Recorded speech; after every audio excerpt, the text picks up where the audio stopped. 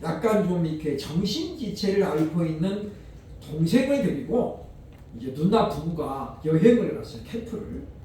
근데 그 보니까 그 매형과 아주 가까운 연예인이 함께 따라갔는데 이 아이가 자폐가 있는 자폐가 있는 아이들은 이렇게 얼굴도 똑바로 못 쳐다보지만 항상 이렇게 땅을 쳐다보거나 시선을 회피하죠. 그러다가 눈동자가 마주치면 이제 또 이렇게 발작을 하는 경우도 있고 그렇습니다. 그런데 이 매형 친구가 이 처남, 자기 친구의 처남이죠, 그죠? 이 아이를 웃겨보려고, 기쁘게 해보려고 보니까 여러 가지 애를 쓰는 장면이 나오는 거예요. 근데 무심하게도 이 아이는 한 번도 웃어주지 않는 거예요. 안 기쁘다는 거죠. 그래서 그가 이제 매형까지 출동을 해가지고 결국 이 아이를 웃기게 만들었는데, 사람이 살면서 누군가를 웃게 만들고 기쁘게 만든다는 것은 참으로 가지고 있는 재능이라고도 볼 수 있습니다. 그러면 우리 하나님은 우리가 어떻게 했을 때 과연 기뻐하실까요? 성경에 보면 특히 시편 147편 11절에 보면 말합니다. 여호와는 자기를 경외하는 자들과 그의 인자하심을 바라는 자들을 기뻐하시는 도다. 그러니까 시편 기자가 우리에게 주고 있는 답은 뭐냐면 우리가 하나님을 경외하면 하나님은 기뻐하신대요. 그리고 두 번째, 우리가 하나님의 사랑을 바라보면 하나님은 기뻐하신다는 거죠. 마치 어린아이가 엄마를 바라보면서 엄마의 품에 파고드는 것처럼 우리가 하나님의 인자하심을 구하면 하나님은 바로 그 사람을 통해서 기뻐하신다라고 말합니다. 그런가 하면 스바냐 선지자는 스바냐 3장 17절에서 이렇게 이야기합니다. 너희 하나님 여호와가 너희 가운데 계시니 그는 구원을 베푸실 전능자이시라. 그가 너로 말미암아 기쁨을 이기지 못하시며 너를 잠잠히 사랑하시며 너로 말미암아 즐거이 부르며 기뻐하시리라 하리라. 이 스바냐 선지자가 말하고 있는 하나님의 기쁨의 원칙은 뭐냐면 하나님이 우리를 구원하시고 그로 말미암아 하나님이 기쁨을 이기지 못한다는 거예요. 다시 말하면 우리가 하나님의 뜻을 따라 하나님을 믿음으로 구원을 받으면 하나님은 기뻐서 어쩔 줄을 모른다는 거죠. 그러면서 말합니다. 하나님께서 이로 말미암아 즐거이 너를 부르며 기뻐하시리라고 말합니다. 그러니까 구원과 연관이 된다는 거죠. 그런가 하면 신약 성경에 와서 누가복음에서는 15장 10절을 통해서 우리에게 이렇게 가르치고 있는데 내가 너희에게 이르노니 이와 같이 죄인 한 사람이 회개하면 하나님의 사자들 앞에 기쁨이 되느니라고 말합니다.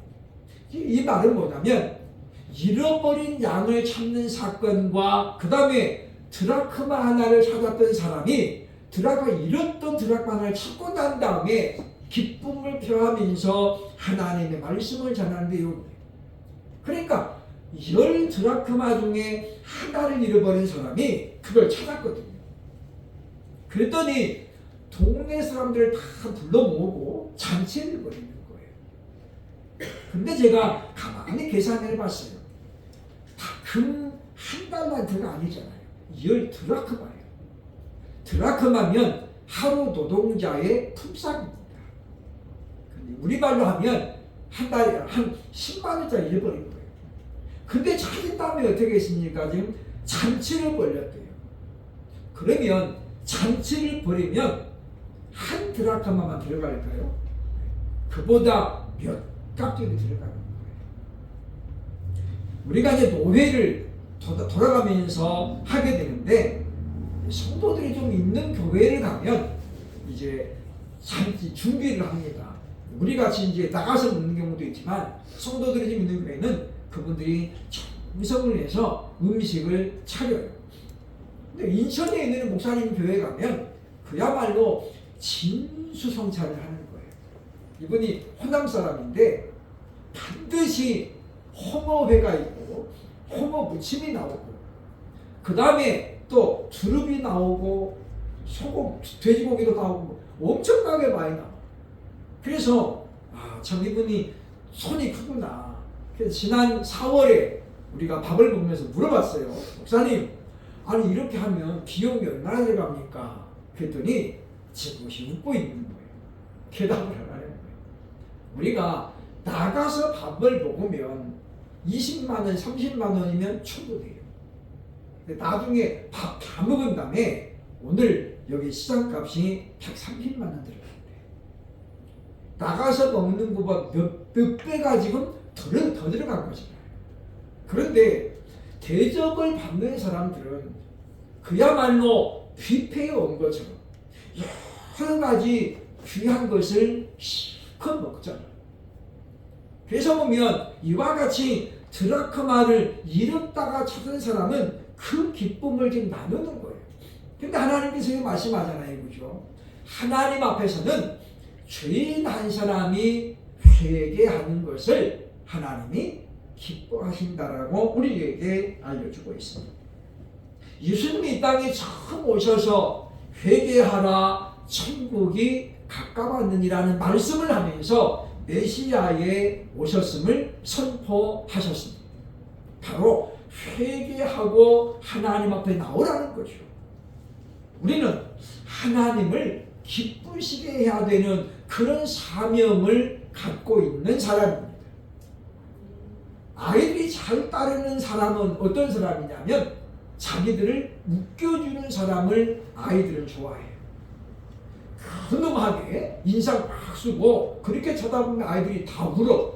그리고 안 따라요. 그죠? 돈을 줘도 안 받으려고. 그런데 그런 거 없어도 이 아이를 웃게 만들어주고 막 깍꿍도 하고 해가지고 하면 아이가 어떻습니까? 아무것도 안 줘도 잘 따라요.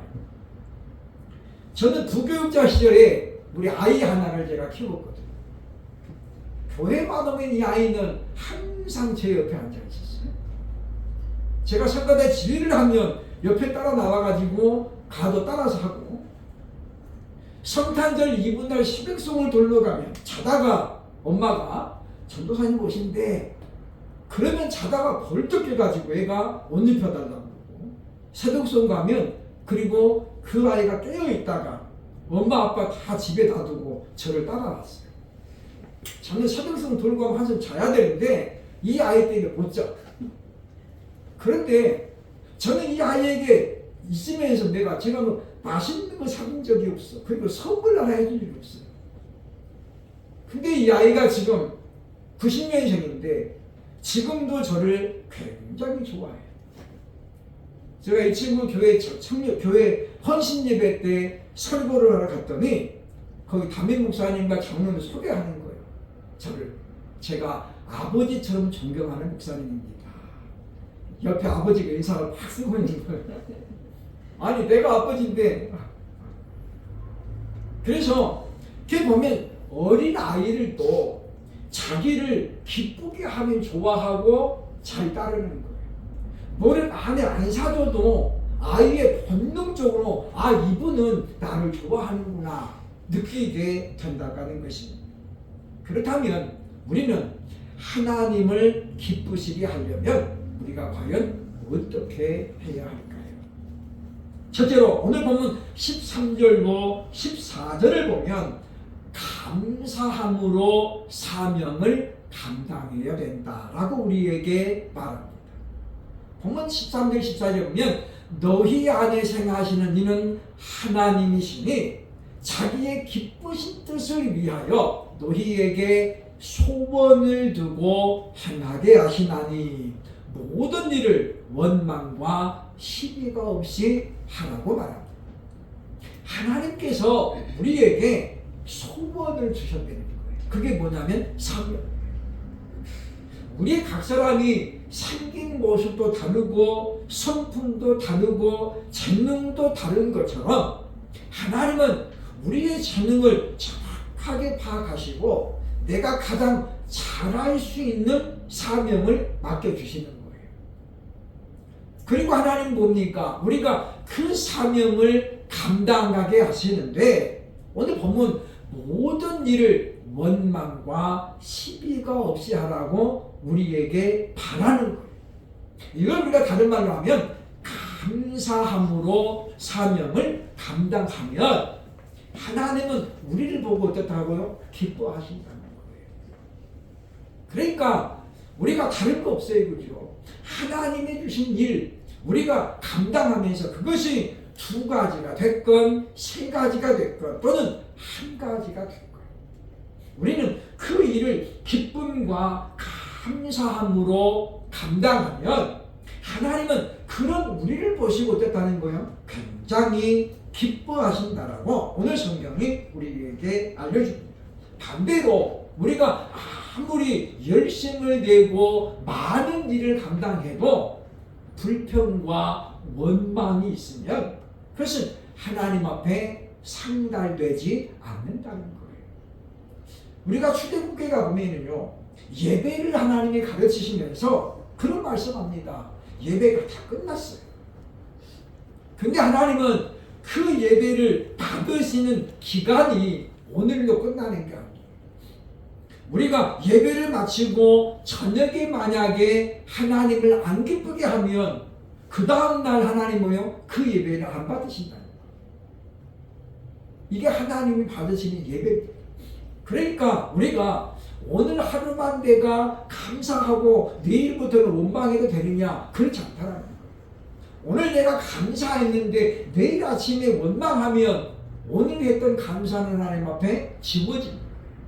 상달되지 않는다는 것입니다.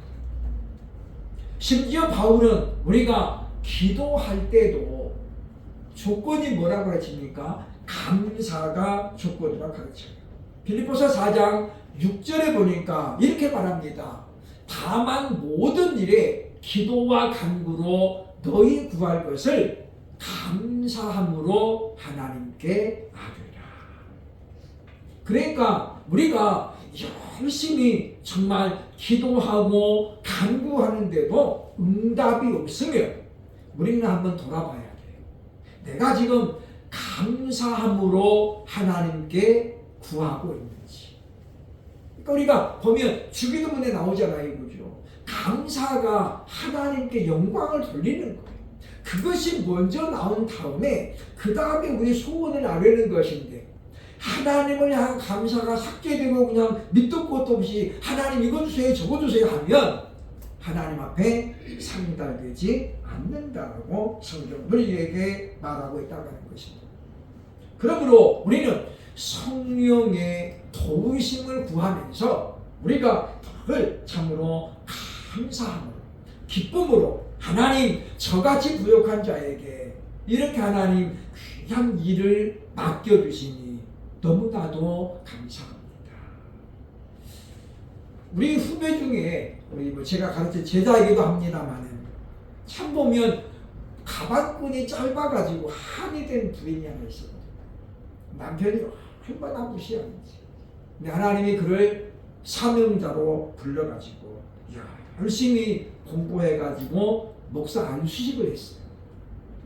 그분이 목사 안수식 때 인사하는데 얼마나 우는지. 보는 사람들이 그냥 수편해지는 거예요. 근데 그 눈물 속에 뭐가 담겨져 있냐면 하나님을 향한 감사가 구구절절 담겨 있는 거예요. 구리시에서 왕십리까지 그렇게 물론 먼 거리는 아니에요. 청량리 지나서 넘어가면 구리시니까. 그래도 일주일에 4번을 학교를 오는 거예요. 나이 먹은 아주머니가. 그런데 그 6년 동안을 공부를 하고 안수를 받은 거잖아요. 이분이 인사하면서 펑펑 우는 거예요. 자기도 이렇게 6년씩이나 공부할 줄 몰랐대요. 그리고 교수님들이 무슨 말을 하면 못 알아먹는 일이 너무 많아가지고 힘들었다는 거예요. 그런데 하나님이 이발같이 자기를 여기까지 끌어주셔서 이제 목사가 되게 하시니 너무 감사하다. 그렇게 눈물로 호소했던 그분이 지금도 생각이 납니다. 그러므로 여러분, 우리는 기도할 때도, 그리고 우리가 봉사할 때도 이와 같이 참으로 감사함으로 우리가 한다면 그것은 하나님을 기쁘시게 하는 일임을 알고 우리가 하나님을 기쁘시게 할 수 있기를 주의 이름으로 축원합니다. 둘째로 우리는 어떻게 하나님을 기쁘시게 해야 된다면 본문 15절을 보니까 빛의 자녀로 사는 것이라고 말합니다. 특별히 15절에 보면 말합니다.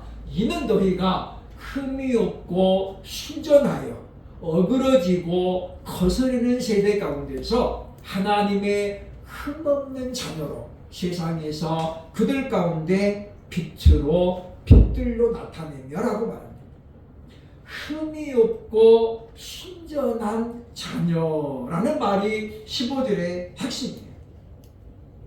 이 시대를 우리가 가리켜서 참으로 보면 그리스도인의 향기를 잃어가는, 그리고 그리스도인의 열매를 잃어가는 시대라고 많은 사람들이 정리하고 있습니다. 그래서 사도 바울은 에베소서 5장 9절에서 빛의 자녀의 특징을 세 가지로 설명했거든요. 그게 뭐냐면 빛의 열매는 모든 착함과 의로움과 그리고 진실함에 있다라고 말합니다.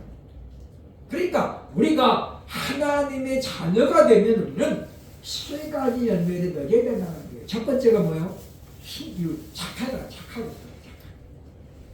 요즘은 시대가 변해가지고 착하다는 말을 칭찬으로 듣지 않고 욕으로 듣습니다. 언제부터인가 그런 말이 사라졌어요. 왠지 모르게 착하다는 말은 좀 바보 같아, 모자라는 것 같아, 당해도 그냥 말 한마디 못하는, 이렇게 지금 약간 왜곡이 됐어요.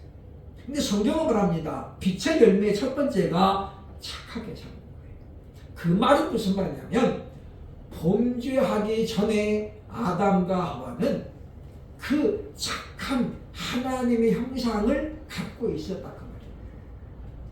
창세기 1장 26절에 보니까 하나님께서 우리가 우리의 형상과 모양을 따라 사람을 만들자 그랬어요.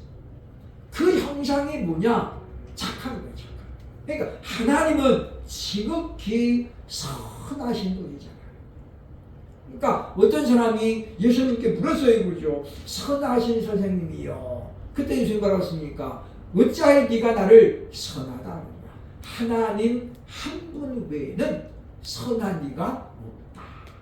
그 선자가 뭐예요? 착할 선자다. 두 번째는 무엇이냐면 의로운 거죠. 옳은 일을 따라가는 것. 그 옳은 일의 기준이 뭐냐면 하나님의 말씀인 줄로 믿습니다.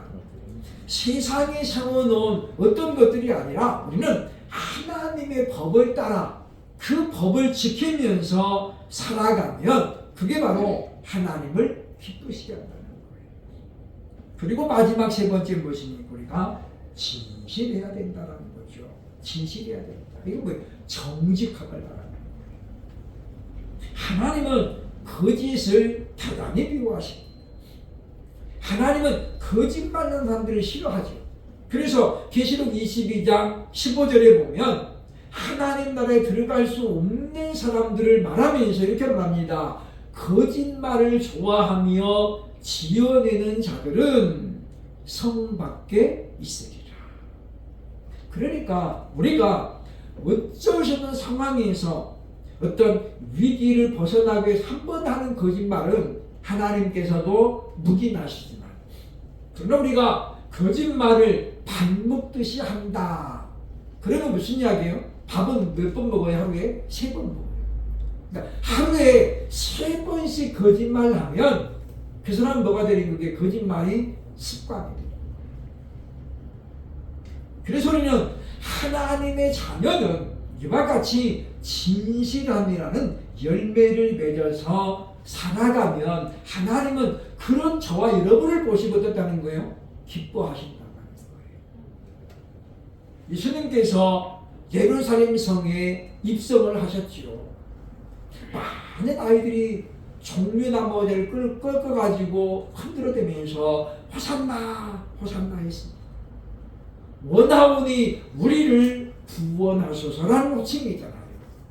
마치 모세가 애굽에서 이스라엘을 건져내신 것처럼 예수님이 이제 우리를 로마의 속박으로부터 구원해달라는 외침이었어요. 사실 예수님이 지금 그것을 이루기 위해서 오신 것은 아니었거든요. 그런데 우리는 그걸 보면서 그 예수님이 그러면서 뭘 찾습니까? 그 다음날 보니까 무화과나무에 가셨어요. 왜냐? 아침 일찍 활동하신 예수님이 배가 고파. 잎사귀가 무성한 나무에 가서 혹시라도 열매가 있는가 봤더니 안 보이는 거예요. 근데 마가는 이렇게 말합니다. 그때는 아직 무화과의 때가 아니었다. 근데 예수님이 무화과 열매가 없는 그 잎사귀만 무성한 나무를 보고 저주를 내렸어요.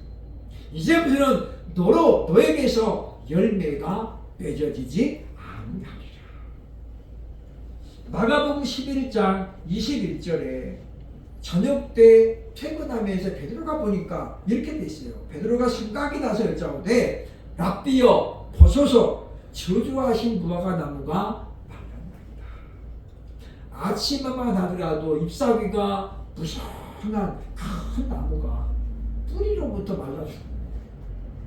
물론 이것은 예수님께서 기도의 능력을 가르치시는 교훈을 갖고 있기도 합니다만은 종말론적인 관점에서 본다면 예수님이 언제든지 우리에게 열매를 맺어야 요구하면 즉시 우리는 열매를 내놓아야 됨을 가르치고 있는 거예요. 예수님 내년에 다시 오세요. 다음 달에 오시면 안 될까요? 이거 안 된다는 거예요. 그러니까 지금 마가는 이야기하는 거예요. 아직은 무화과의 때가 아니었다. 그러면 지금 예수님이 어먼 나무에가 에멘데뮤 가서 나무에 가서 뭐에 지금 화풀이 하시는 거예요. 그죠? 근데 그것은 그 문자적인 교훈 말고 뭘 주냐면 우리에게는 항상 열매가 있어야 됨을 가르치시라는 겁니다. 그래서 예수님이 오늘 요구해도 하나 지금 제가 이런 열매를 맺었습니다. 내놓을 수 있어야 된다라고 하는 것입니다. 그러므로 우리는 이와 같이 빛의 열매를 맺으면서 우리가 한 번에 다 믿을 수 없지만 하나씩 맺어가면서 변화되는 모습들을 통해서 이 땅에 빛과 소금의 역할을 감당할 수 있기를 주의 이름으로 축원합니다.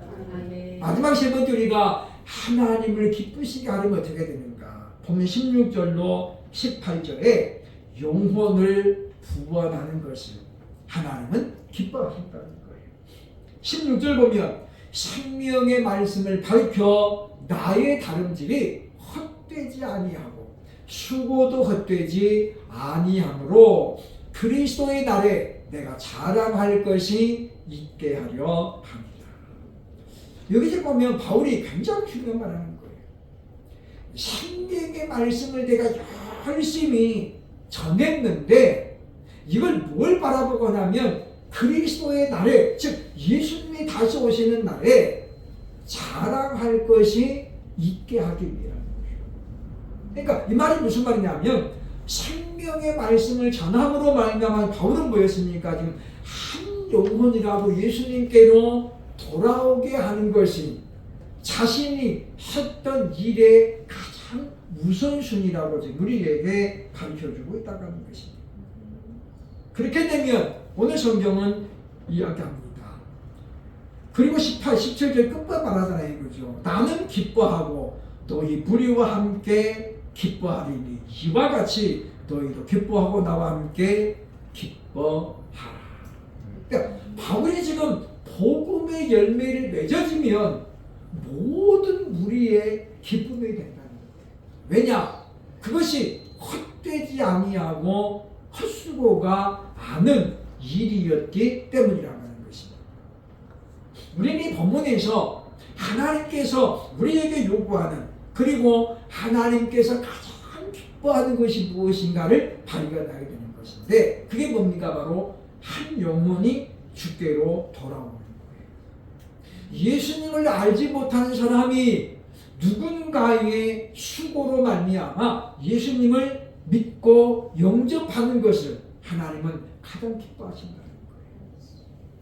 이것이 바로 영혼 구원의 기쁨이라고 말할 수 있습니다. 제가 부교육자 생활할 때에 해마다 여름 성경학교 교사 강습회를 참석했습니다.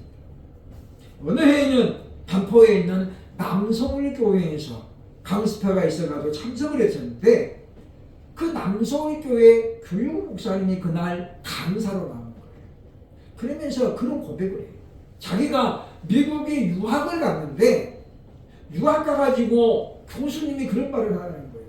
여러분이 그동안 가르쳤던 사람들 중에 내가 알만한 사람을 소개하시오. 그랬더니 학생들이 누구 장관을 제가 주일학교 때 가르쳤습니다.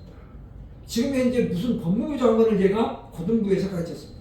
이 얘기를 하는데 너무 전쟁하는 거예요. 이 사람은 한국 사람이잖아요. 그 사람이 한국 사람 몇 사람이나 알겠어요? 그죠? 대통령이나 알까? 근데 대통령들이 예수 믿는 사람이 별로 없잖아요. 이분이 고민하는 거예요. 자기 차례가 됐어요. 누구를 소개할까? 아무도 소개할 사람이 없는 거예요. 근데 그때 누가 생각나냐면 자기 제자 중에 목사가 2명이 나오는 거예요. 그래서 이야기합니다. 저는 제가 어느 교회 전도사로 있을 때 3년 동안 이 아이를 열심히 키웠던 이 아이가 지금 목사가 됐습니다. 그 사람이 2명 있습니다. 그때 교수님이 그 학생을 지목하면서 가장 크게 박수를 치자고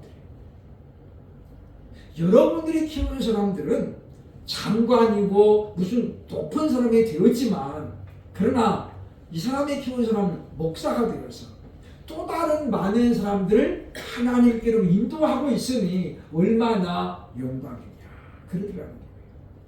그러면서 우리에게 말합니다. 여러분도 바로 그와 같은 자긍심을 가지고 일꾼을 키우라는 거예요. 여러분이 키우는 사람 중에 누가 아냐, 한국을 움직일 만한 목회자가 나올 수 있다는 사실. 무슨 이야기입니까? 제가 여러분에게 부담을 주려는 것은 아닙니다. 그런데 우리 교회가 지금 굉장히 연약한 채로 지금 여기까지 왔잖아요. 그것은 물론 저한테도 문제가 있습니다만은 우리 모두가 전도에 지금 약한 부분이잖아요. 그런데 우리는 그렇다고 해서 내가 포기하면 그걸로 끝나는 거예요. 농부가 나무를 심을 때에 어떤 나무는 열매가 맺기까지 시간이 많이 걸리는 나무가 있어요. 그러니까 우리는 어떻습니까? 결코 포기하지 아니하고, 하나님 저에게도 영혼 구원의 기쁨을 맛보게 하옵소서. 이런 간절한 소망을 가지고 우리가 우리 주변에 나하고 가장 가까운 사람을 우리가 대상으로 삼아서 하나님 앞에 늘 기도해야 됩니다. 한 사람이 천하보다도 귀하다라고 성경은 우리에게 분명히 말합니다. 한 사람을 찾습니다. 예레미야는 예루살렘의 멸망을 막아낼 그 한 사람을 찾는 광고를 냈는데 안타깝게도 그 한 사람이 발견되지 않았더라고. 예레미야 5장 1절로 2절은 우리에게 말합니다. 그래서 예루살렘이 망하는 거예요. 무너지는 거예요. 한 사람이 그렇게 중요함을 깨우치고, 우리가 정말 하나님 나라에 갔을 때 너는 어떤 열매를 맺었느냐라고 묻는다고, 우리는 하나님, 내가 누구를 하나님의 자녀로 이끌었습니다. 우리가 다른 열매들이 많이 있습니다. 성령의 9가지 열매가 나오잖아요. 그런데 그 열매들이 다 중요합니다만, 우리가 영혼 구원의 기쁨이라는 이 열매를 맺어서 주님께서 오신 목적, 바로 회개하라 천국이 가까웠느니라. 주 예수를 믿으라. 그리하면 너와 내 집이 구원을 얻으리라는 그 말씀을 꼭 붙들고 우리도 참으로 포기하지 말고 참으로 우리가 끝까지 전도 대상자를 놓고 기도하고 그리고 또 전도하는 것입니다. 한 번 문 두드리고 안 되면 두 번 두드리고 또 세 번 두드리고 저 사람이 뭘 좋아하는가 한 번씩 선물도 해주고 우리나라 사람들은 받아먹는 것에 대해서 책임감을 느낍니다. 정치인들이 그렇게 길을 들여놨잖아요. 옛날에는 선거 때면 막걸리 한 사람을 얻어먹고 제가 찍어줘야지. 그래서 찍어줬어요. 지금도 마찬가지입니다. 우리가 참으로 전도 대상자가 있거든. 가끔씩 우리가 선물도 좀 해주고 그런 우리가 투자가 있어야 열매는 맺어지는 거예요. 농사 짓는 분들이 좋은 열매를 맺기 위해서 많은 수고를 하는데 그 중에 뭡니까? 농약을 줘요. 제가 지난주에 시골에 갔는데 우리 아버님 모시고 농약상에 갔더니 그 농약 가게가 굉장히 큰데 저는 그렇게 이 농약 종류가 그렇게 많은지 몰랐어요. 제초제도 그냥 엄청 많아. 배추 상추에 드는 제초제가 다르고요. 풀밭에 드는 게 다르고 다 달라요. 놀라운 것은 그 사장님이 서울에 있는 4년제 대학을 졸업하신 분이에요. 근데 그 시골 와가지고 농약 가게를 하는 거예요. 왜? 그 보니까 저렇게 안 똑타면 모르겠더라. 종류가 하도 많은데다가 농약 이름이 순수 한국 이름이 없어요. 다 외국 영어 이름. 그러니까 뭐 들은 사람들은 그냥 그 다음 달에 잊어버리잖아요. 이분들은 그러니까 이게 똑똑해가지고 한 번 들으면 안 잊어먹고 그것도 외워야 되잖아요. 아, 저 약은 어디에? 근데 기다려보세요. 어디 찾아볼게요. 그러면 가버려 사람들이. 그잖아요. 우리는 그렇기 때문에 오늘 말씀 우리가 기억하면서 하나님 앞에 우리가 가실 때에 야, 내가 너를 기다렸다. 제가 예전에 이제 우리 결혼식장에 가서 저를 전도했던 저를 처음으로 교회로 데리고 갔던 누나를 만났어요. 조카인데 조카. 우리 바로 아래 집에 살았던 조카인데 당시 주일학교 선생님이었어요. 근데 그 누나가 초등학교 1학년 겨울방학 때 어느 날 갑자기 우리 집 대문 나서 부르는 거예요. 아재 교회 갑시다. 그리고 부르고 있는 거예요. 아니 어제까지만 해도 교회 가자를 안 했는데 그러면서 그 조카가 교회 가자고 부르는 거예요. 근데 제가 그냥 마치 홀린 것처럼 따라서 교회를 갔어요. 그리고 그때부터 제가 교회를 열심히 다녔는데 그리고 나서 목사가 돼가지고 결혼식장에 만났어요. 그죠? 그 조카가 목사님이라고 소개하는 게 깜짝 놀라는 거예요. 그래서 제가 그때 이야기했습니다. 그때 조카님이 저를 전도해서 내가 교회를 다니게 됐습니다. 그랬더니 자기는 생각도 안 난다. 자기는 교회 발끈한 지가 40년이 넘었대요. 그러니까 결혼함과 동시에 예수 안 믿는 거예요. 저는 그래서 하나님 앞에 제가 그분을 보면서 기도했어요. 하나님, 한 영혼을 죽기로 인도한 사람이 지금은 자기가 지금 어떻게 예수님이 떠났는데 저들을 불쌍히 여겨요. 물론 그들은 어떻게 되는지 모르겠습니다만 저는 하나님이 저의 그런 기도를 들으시고 다시 그분을 불러주셔서는 얼마나 좋아질까 생각을 갖게 되어집니다. 만약에 우리가 하나님 나라에 갔을 때에 내가 누구를 만났는데 그가 너의 전도를 통해서 예수 믿었답니다. 이런 말을 우리가 들을 수 있다면 우리는 바울이 말하는 기뻐하는 그 영광을 하나님 앞에 누릴 수 있을 것입니다. 그 영원 구원의 기쁨을 누리면서 하나님을 기쁘게 할 수 있는 저와 여러분 될 수 있기를 주의 이름으로 축복합니다. 아멘.